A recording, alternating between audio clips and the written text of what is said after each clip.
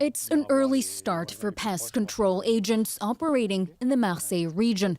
They've been called in to inspect the home of a young woman who contracted dengue fever while on a trip abroad. Bonjour madame, service démoustication. Ça va? It's now a race against time to prevent a chain of transmission. The viral infection doesn't spread from human to human, but through tiger mosquitoes, capable of carrying the virus. If I get bitten and then my neighbors get bitten, they'll get infected. Then there's a risk of transmission and an epidemic. We call them native cases, meaning the person didn't travel but got bitten here by a mosquito that bit someone who just got back from a trip abroad. The hunt for adult mosquitoes and larvae can now begin. Agents must rule out their presence within a radius of 150 meters before they become a vector of the disease. Their white stripes make them easy to recognize. There, on your trousers. It's a tiger mosquito.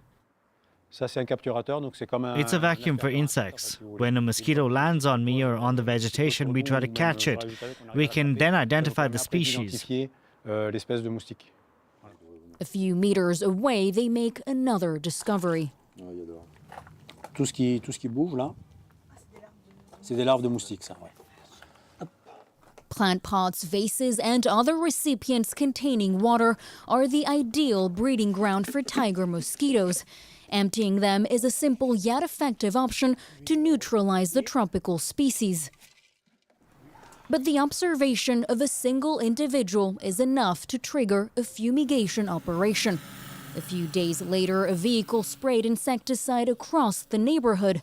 These images were taken during a similar intervention in 2023. Behind mesh curtains, scientists from the Institut Pasteur keep a collection of mosquitoes from samples across the country. These are mosquitoes from Strasbourg. Since it was first spotted on French soil in 2004, the Asian tiger mosquito has rapidly gained ground, colonizing all French regions. The tropical species also taking hold in 13 other European countries. As the climate warms, scientists say that many places are becoming more hospitable to mosquitoes. The mosquito season will get longer, meaning you'll see mosquitoes from early spring to late autumn, with a peak in density during the summer. And that's when people travel the most. Entire mosquito colonies are bred here in the name of science. In a highly secure lab, researchers deliberately infect healthy specimens with different viruses. This in the hope of understanding how their immune system could be reinforced. If we find a way to manipulate the mosquito's immunity so that they can fend off the virus, then mosquitoes won't be able to transmit the virus.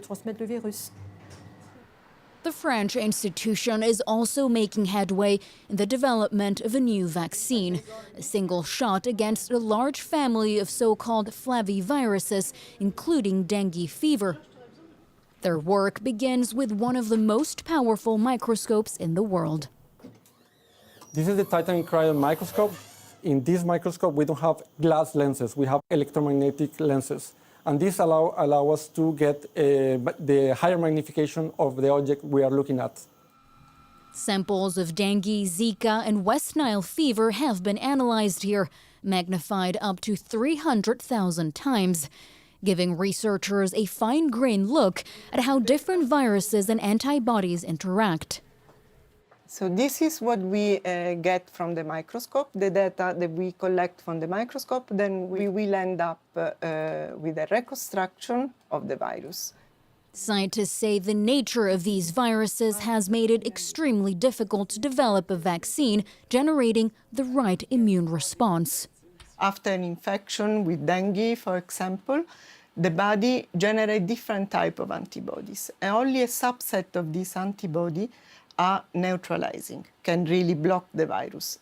Other antibodies are even deleterious. They can even enhance infection.